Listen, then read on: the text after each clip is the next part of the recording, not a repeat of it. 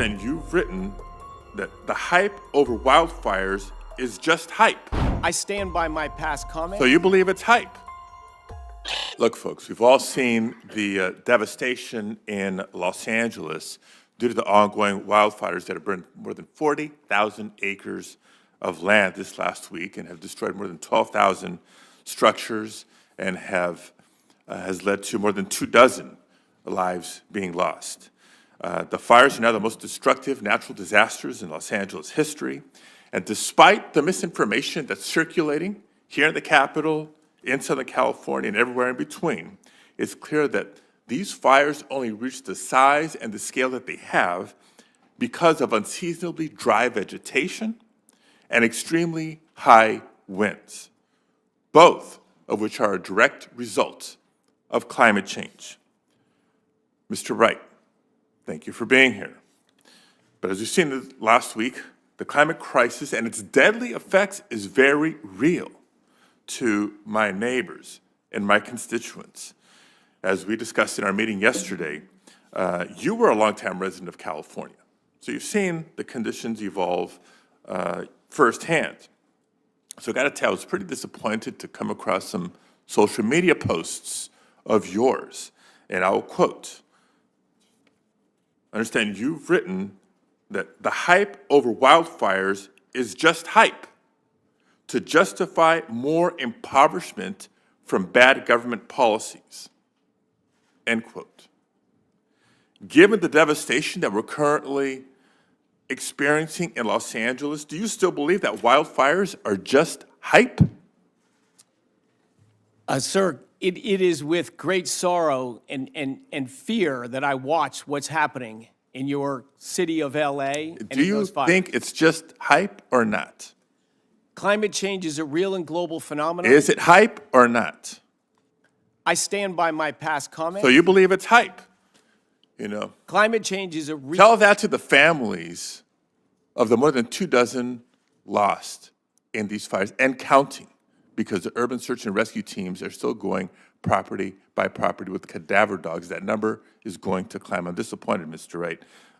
Let me make reference to another element of your social media. You reposted a statement, so not your words, but you felt it important enough to amplify. A social media post, and I'll quote, "Now obviously burning to death in a fire is pretty grim, but that is not what is happening like the climate zealots would like you to believe," end quote. So again, to the families of more than a couple of dozen of my constituents who have died in these fires, and that number is growing, like I mentioned, do you believe that Californians who have died over the past week are somehow just a figment of our imagination? Of course not, Senator. It is heart-wrenching to watch the destruction, most importantly, of people's lives. And I'm not sorry for cutting you off here. I think the point has been made, and you're standing by your posts. There were some questions from the senior senator from California about wildfires, and you were abruptly cut off from trying to answer, and he apologized for cutting you off. But I would want to give you time to now respond, if you'd like to, for some of the comments that he had made that you weren't able to respond to. Oh, as someone who has spent my life focused on poverty and poverty abatement in our country and abroad, seeing people suffering, seeing people in pain, seeing people lose family members, lose their property, lose their sense of self, lose their security, is absolutely heart-wrenching.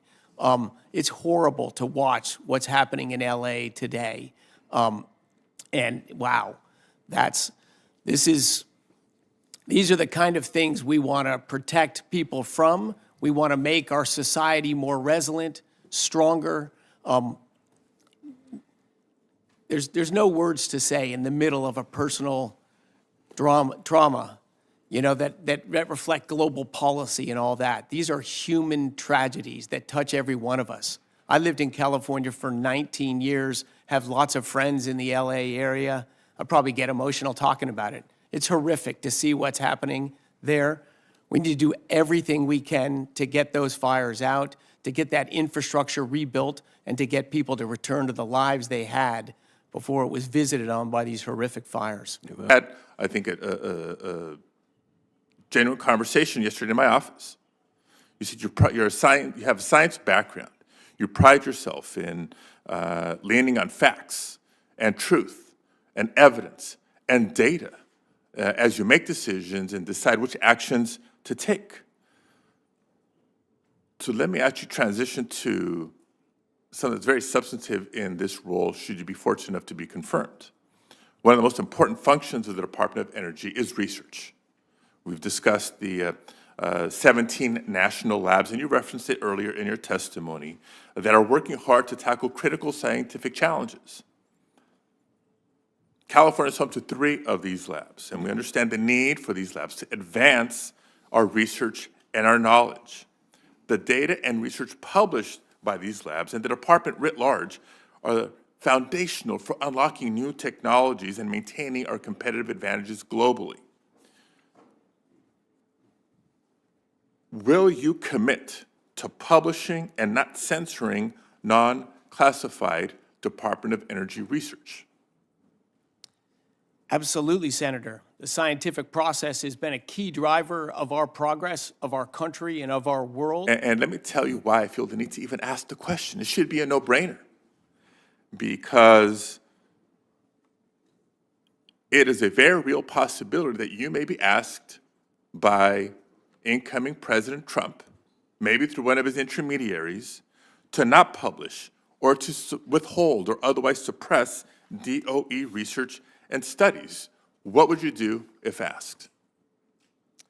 I'm very proud to be serving, I hope, if I have the privilege to be confirmed, with incoming President Trump. He shares my passion for energy and for bettering American lives.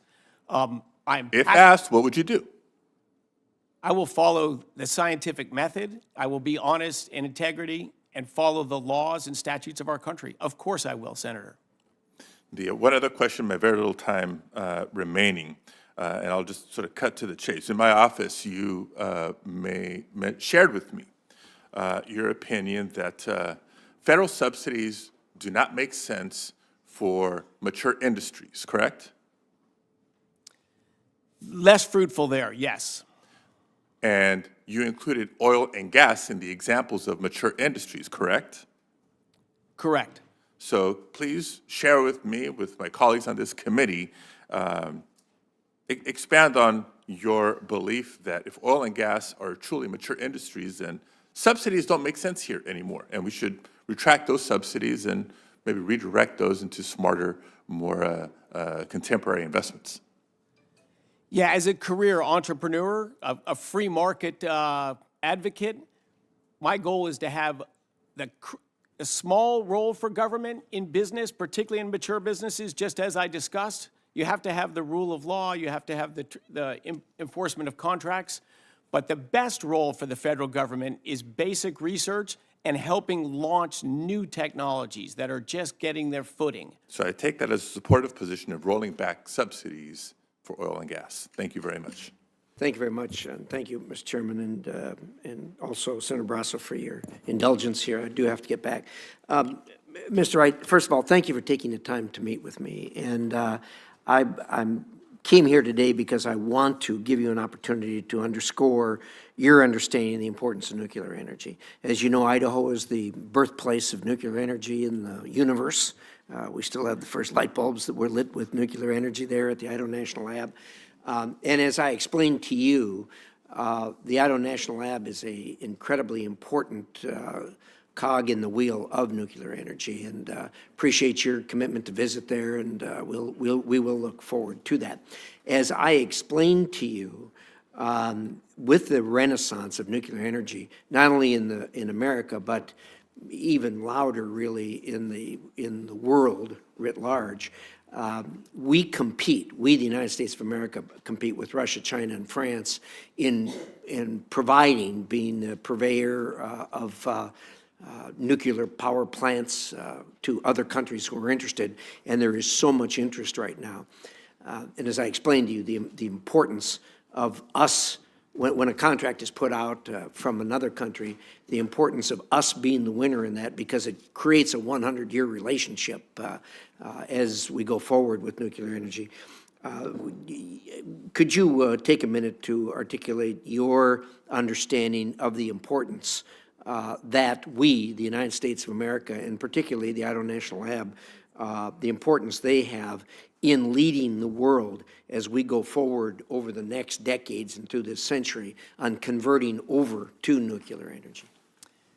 Thank you, Senator, and I very much enjoyed our visit. A lot to be proud of in Idaho, particularly Idaho National Lab. But the United States invented the technology of nuclear, first for abrupt action weapons and then for commercial nuclear power. Of course, we should lead in that. The President-elect Trump and I are entirely aligned on this. But you're right, there's other players out there in the space, and if the U.S. moves slowly, other players are going to fill that vacuum. Much better if that technology, that alliance, that partnership is with the United States. I'm firmly in favor of that. Nuclear is probably a smaller today energy source, only 4% of global energy, that could grow huge. It's had that potential for some time, and I'd like to see it move faster as soon as we can. I appreciate that, and I agree with you. It not only can move faster, it will move faster. The advent of the small modular reactor, the SMR, and the advent of the micro, which is going to be behind it fairly quickly, we are moving quick.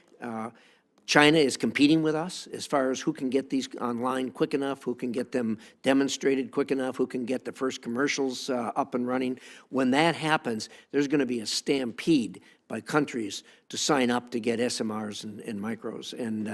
And I, after talking with you, I'm convinced that you agree that we need to be a leader, the leader, in doing that. So thank you for your understanding in that regard, and look forward to working with you on that. Thank you, Mr. Chairman.